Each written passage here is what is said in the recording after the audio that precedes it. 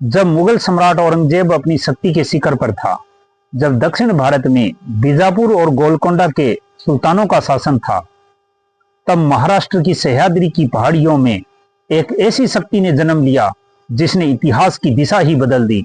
19 फरवरी 1630। स्थान शिवनेरी दुर्ग। यह दुर्ग उस समय बीजापुर सल्तनत के नियंत्रण में था और इसका प्रबंधन बीजापुर के अधिकारियों द्वारा किया जा रहा था। इसी दुर्ग में जन्म हुआ शिवाजी का। पिता का नाम शहाजी राजे भोंसले, माता का नाम राजमाता जीजाबाई। जीजाबाई ने अपने पुत्र को बचपन से ही धर्म, साहस और स्वराज्य का अर्थ समझाया। वहीं से शुरू हुई एक क्रांति। धन्य भूमि शिवनेर की, जन्मे वीर महान, स्वराज्य की ज्योति से जग में हुआ विख्यान। शिवाजी के गुरु दादाजी कोंडदेव, जिन्होंने शिवाजी को राजा नहीं राष्ट्र निर्माता बनाया। शिवाजी के बचपन में उनके पिता शहाजी राजे अधिकतर दक्षिण भारत के अभियानों में व्यस्त रहते थे, इसलिए शिवाजी का पालन पोषण पुणे क्षेत्र में हुआ, जिसकी देखरेख दादाजी कोंडदेव कर रहे थे। दादाजी कोंडदेव शाहजी के विश्वसनीय प्रशासक और एक कुशल योद्धा थे। दादाजी कोंडदेव ने शिवाजी को केवल हथियार चलाना नहीं सिखाया, बल्कि उन्हें शासन की बारीकियां भी सिखाई। वे शिवाजी को सह्याद्री की पहाड़ियों में ले जाते और बताते कि किस प्रकार पहाड़, घाटियां और जंगल युद्ध में सबसे बड़े सहयोगी बन सकते हैं। उन्होंने शिवाजी को तलवार, भाला, धनुष और घुड़सवारी का अभ्यास कराया। दादाजी कोंडदेव ने शिवाजी को यह भी सिखाया कि राजा का कर्तव्य केवल युद्ध जीतना नहीं, बल्कि अपनी प्रजा की रक्षा करना होता है। 1640 ईस्वी में शिवाजी का विवाह सईबाई निंबालकर से हुआ। सईबाई एक प्रतिष्ठित मराठा परिवार से थी और उनका स्वभाव अत्यंत शांत, बुद्धिमान और सहयोगी था। वे शिवाजी के जीवन में मानसिक शक्ति का सबसे बड़ा आधार बनी। इसी विवाह से शिवाजी के पुत्र संभाजी का जन्म हुआ, जो आगे चलकर मराठा साम्राज्य के उत्तराधिकारी बने। एक दिन शिवाजी अपने विश्वसनीय साथियों के साथ रायरेश्वर मंदिर पहुंचे। वहां उन्होंने भगवान शिव के सामने शपथ ली। वे विदेशी शासन को समाप्त करेंगे और स्वराज्य स्थापित करेंगे। यह केवल एक शपथ नहीं थी, यह भारत के इतिहास में एक नए युग की शुरुआत थी। तोरणा दुर्ग विजय 1646 ईस्वी। शिवाजी का पहला सैन्य अभियान। तोरणा दुर्ग उस समय बीजापुर सल्तनत के अधीन था। इस दुर्ग का किलेदार बीजापुर का नियुक्त अधिकारी था, जो बीजापुर के सुल्तान आदिल शाह के अधीन कार्य करता था। शिवाजी ने इस दुर्ग पर सीधा हमला नहीं किया। उन्होंने पहले दुर्ग की संरचना, सैनिकों की संख्या और सुरक्षा व्यवस्था का अध्ययन किया। एक रात शिवाजी ने अपने विश्वसनीय मावलों के साथ दुर्ग पर अचानक हमला किया। बीजापुर के सैनिक इस हमले के लिए तैयार नहीं थे। कुछ ही समय में शिवाजी ने तोरणा दुर्ग पर कब्जा कर लिया। यह शिवाजी की पहली सैन्य विजय थी। इस विजय से शिवाजी को धन और आत्मविश्वास दोनों प्राप्त हुए। राजगढ़ दुर्ग, स्वराज्य की पहली राजधानी। तोरणा विजय के बाद शिवाजी ने राजगढ़ दुर्ग पर नियंत्रण स्थापित किया। यह दुर्ग पहले बीजापुर के नियंत्रण में था। राजगढ़ दुर्ग को शिवाजी ने अपनी राजधानी बनाया। यहीं से स्वराज्य का संचालन प्रारंभ हुआ। जावली अभियान 1656 ईस्वी।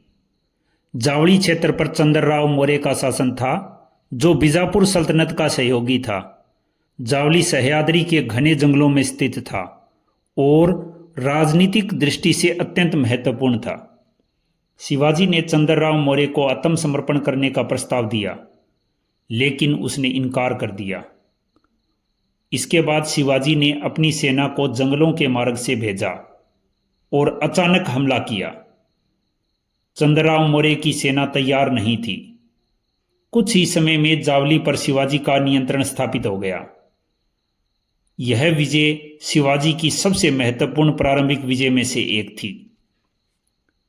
छोटा दल पर साहस बड़ा, पर्वत जिसका मित्र, रणभूमि में शिवा खड़े, कांपे शत्रु चरित्र। प्रतापगढ़ दुर्ग 1659 ईस्वी। प्रतापगढ़ दुर्ग सह्याद्री पर्वतमाला में स्थित था और शिवाजी के नियंत्रण में था। बीजापुर के सुल्तान आदिल शाह ने अपने सबसे शक्तिशाली सेनापति अफजल खान को शिवाजी को समाप्त करने के लिए भेजा। अफजल खान के पास लगभग 15,000 सैनिकों की विशाल सेना थी। अफजल खान ने शिवाजी को मित्रता के बहाने मिलने बुलाया।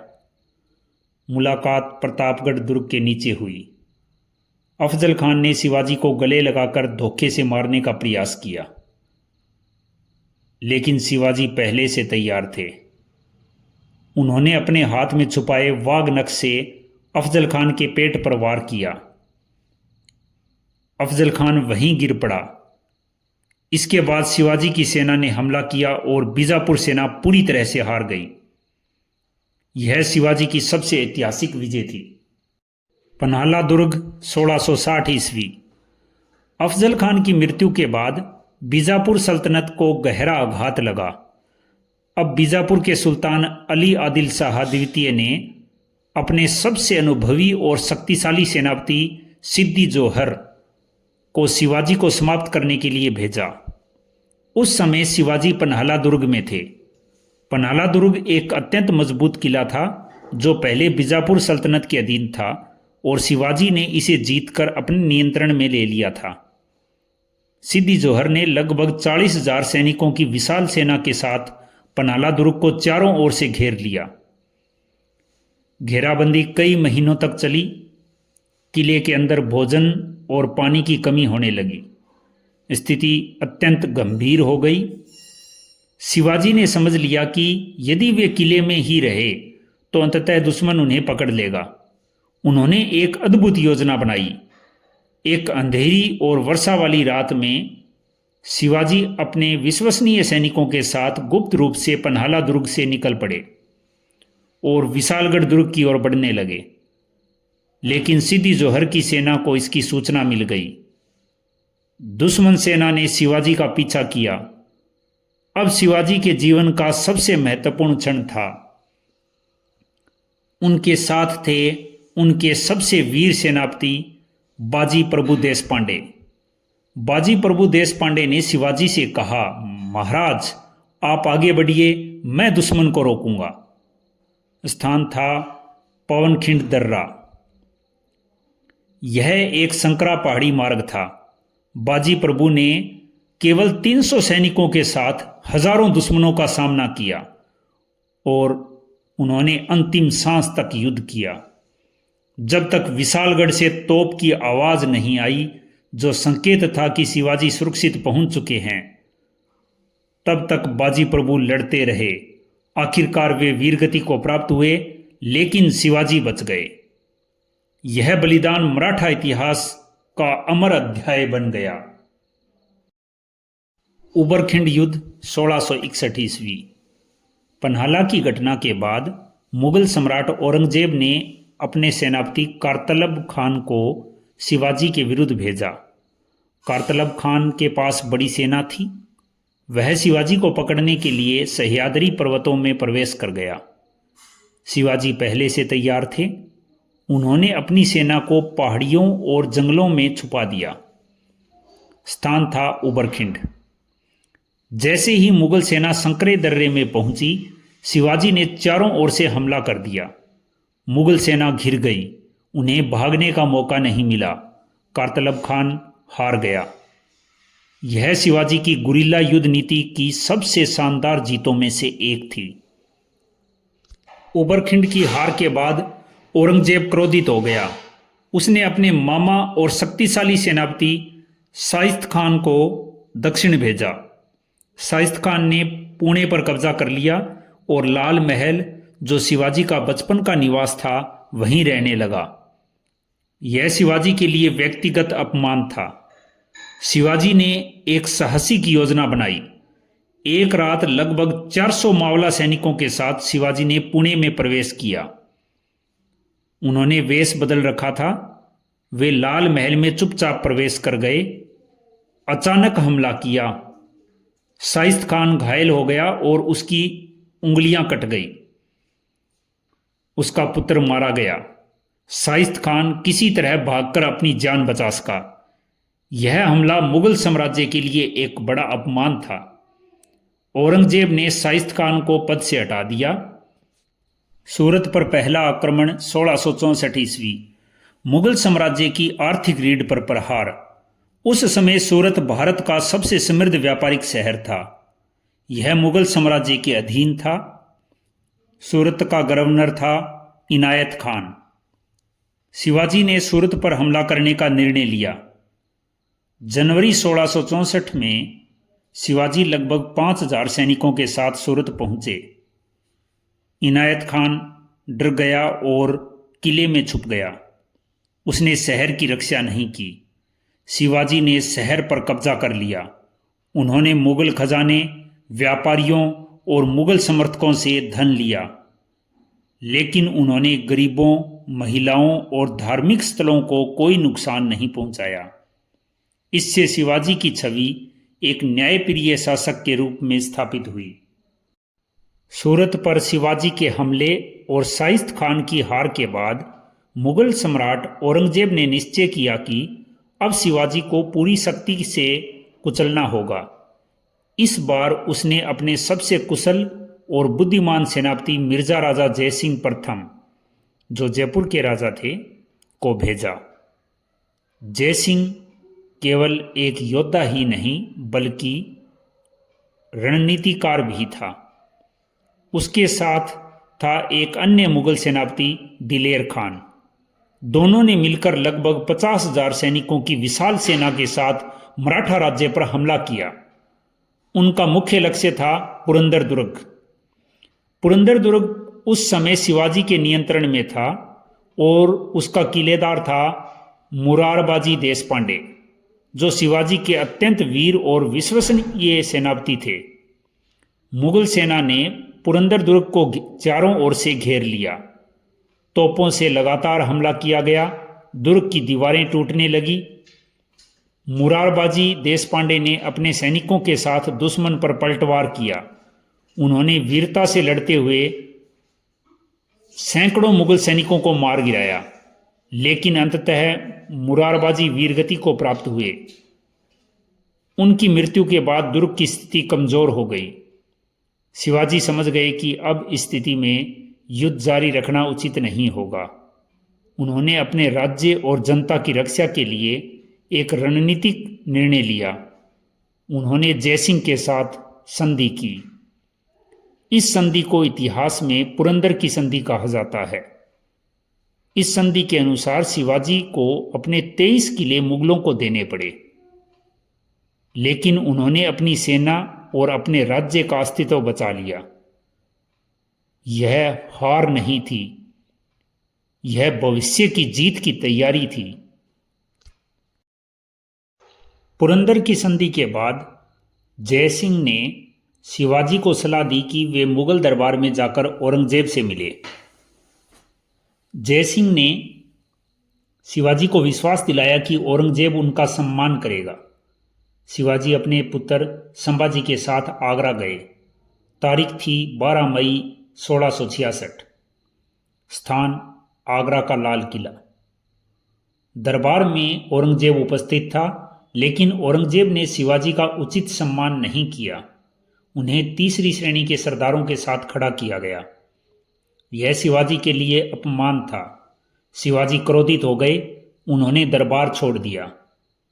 औरंगजेब ने इसे अपमान माना। उसने तुरंत शिवाजी को गिरफ्तार कर लिया। उन्हें आगरा में नजरबंद कर दिया गया। अब शिवाजी आगरा में कैद थे। चारों ओर मुगल सैनिकों का पहरा था। भागना असंभव प्रतीत हो रहा था, लेकिन शिवाजी ने हार नहीं मानी। उन्होंने एक अद्भुत योजना बनाई। उन्होंने बीमारी का नाटक करना शुरू किया, दरबार में जाना बंद कर दिया, गरीबों और संतों को मिठाई और फल भेजने शुरू कर दिए। हर दिन बड़े बड़े टोकरों में मिठाई भेजी जाती थी। धीरे धीरे मुगल सैनिकों को इसकी आदत हो गई। फिर एक दिन 17 अगस्त 1666 शिवाजी और उनके पुत्र संभाजी उन टोकरों में छुप गए। टोकरों को बाहर ले जाया गया। मुगल सैनिकों ने जांच नहीं की। शिवाजी सफलतापूर्वक आगरा से निकल गए। उसके बाद उन्होंने वेश बदलकर गुप्त मार्गों से यात्रा की। कई सप्ताह बाद वे सुरक्षित राजगढ़ पहुंच गए। जब औरंगजेब को यह पता चला, वह क्रोधित हो उठा, लेकिन तब तक बहुत देर हो चुकी थी। शिवाजी स्वतंत्र थे। खोया हुआ स्वराज्य पुनः प्राप्त करने का संकल्प 1667 से 1670 ईस्वी। आगरा से अपने अद्भुत पलायन के बाद जब शिवाजी महाराज सुरक्षित राजगढ़ दुर्ग पहुंचे, तब उन्होंने देखा कि पुरंदर की संधि के कारण उनके कई महत्वपूर्ण दुर्ग अब मुगलों के नियंत्रण में थे। यह स्थिति शिवाजी के लिए अस्वीकार्य थी। उन्होंने निर्णय लिया कि अब वे मुगलों से अपने सभी दुर्ग वापस लेंगे। उन्होंने अपनी सेना को पुनः संगठित किया, अपने पुराने सेनापतियों को बुलाया। मावलों में नया उत्साह भरा गया। शिवाजी ने फिर से साम्राज्य विस्तार का अभियान प्रारंभ किया।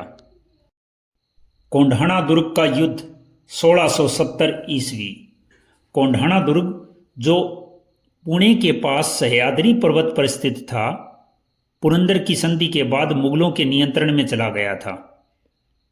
इस दुर्ग का मुगल किलेदार था उदयभान राठौड़, जो एक अत्यंत वीर और अनुभवी राजपूत सेनापति था और मुगल सम्राट औरंगजेब के प्रति पूर्ण निष्ठावान था।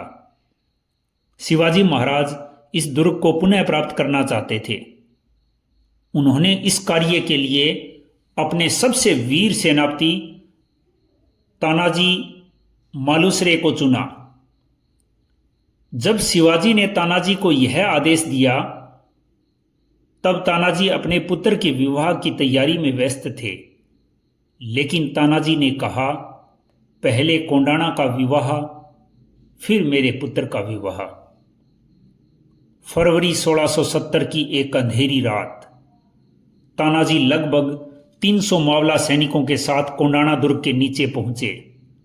दुर्ग की दीवारें सीधी और अत्यंत ऊंची थी।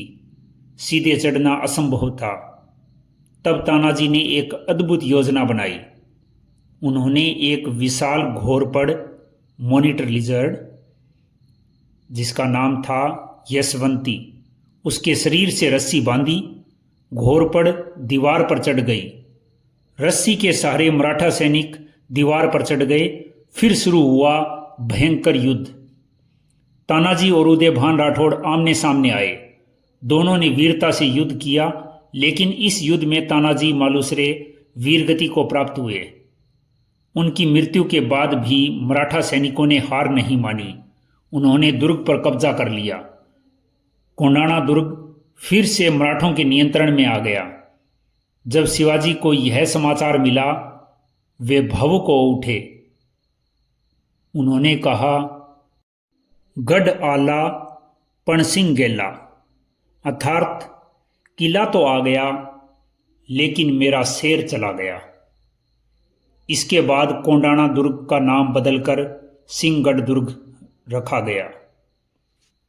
सूरत पर दूसरा आक्रमण 1670 ईस्वी।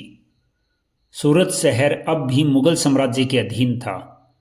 उसका प्रशासन मुगल गवर्नर के हाथ में था। शिवाजी ने एक बार फिर सूरत पर हमला करने का निर्णय लिया। अक्टूबर 1670 में शिवाजी अपनी सेना के साथ सूरत पहुंचे। शिवाजी ने शहर पर कब्जा कर लिया। मुगल प्रशासन भाग गया। मराठा सेना ने मुगल खजाना अपने कब्जे में ले लिया। इस धन का उपयोग शिवाजी ने अपने राज्य और सेना को मजबूत करने में किया। सल्हेर का महान युद्ध 1672 ईस्वी। सल्लेर दुर्ग सह्याद्री पर्वतमाला में स्थित था। यह दुर्ग पहले मुगलों के नियंत्रण में था। मुगल सम्राट औरंगजेब ने इस दुर्ग की रक्षा के लिए अपने शक्तिशाली सेनापतियों को तैनात किया था। शिवाजी महाराज ने इस दुर्ग को जीतने का निर्णय लिया। मराठा सेना का नेतृत्व कर रहे थे सर सेनापति प्रतापराव गुर्जर और मोरोपंत पिंगले। मराठा सेना और मुगल सेना के बीच भयंकर युद्ध हुआ। यह युद्ध खुले मैदान में हुआ, जो गुरिल्ला युद्धों से अलग था।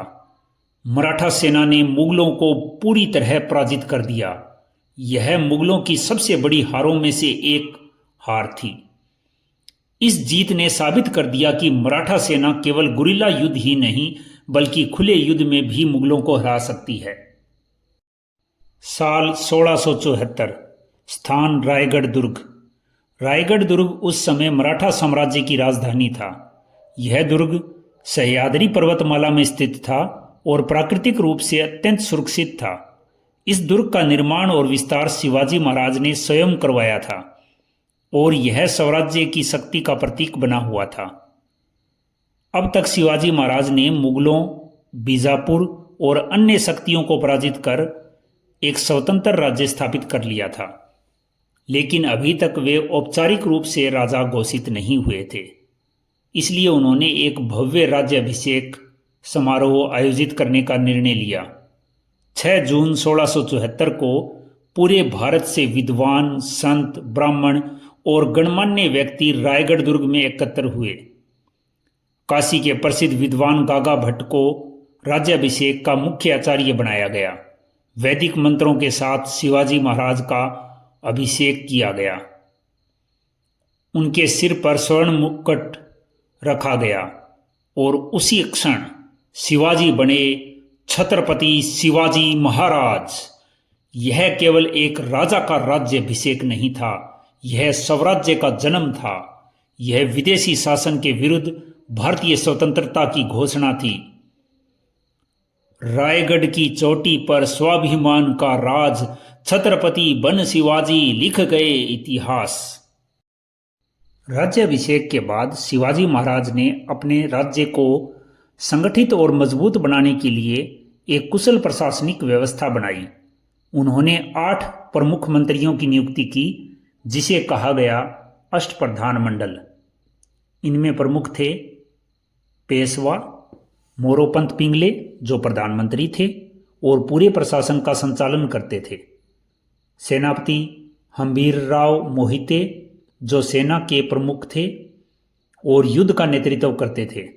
अमात्य रामचंद्र पंत, जो राज्य के वित्त और खजाने का प्रबंधन करते थे। सचिव अण्णाजी दत्तो, जो सरकारी दस्तावेज और आदेशों का संचालन करते थे। सुमंत, जो विदेशी राज्यों के साथ संबंध संभालते थे। न्यायाधीश, जो न्याय व्यवस्था का संचालन करते थे। इस प्रशासनिक व्यवस्था ने मराठा साम्राज्य को मजबूत और स्थिर बनाया। शिवाजी महाराज ने समझ लिया था कि केवल भूमि पर शक्ति पर्याप्त नहीं है, समुद्र पर नियंत्रण भी आवश्यक है। उस समय पश्चिमी तट पर पुर्तगाली, डच और अंग्रेज शक्तिशाली थे। इसलिए शिवाजी महाराज ने भारत की पहली संगठित नौसेना की स्थापना की। उन्होंने समुद्र में मजबूत किले बनवाए, जिनमें सबसे प्रमुख दुर्ग था सिंधु दुर्ग। यह दुर्ग समुद्र के बीच बनाया गया था। इसका निर्माण शिवाजी महाराज के आदेश से हुआ था। उनकी नौसेना के प्रमुख कमांडर थे मायनाक भंडारी, दौलत खान। इनकी नौसेना ने विदेशी शक्तियों को चुनौती दी। दक्षिण भारत विजय अभियान 1676 से 1678 ईस्वी।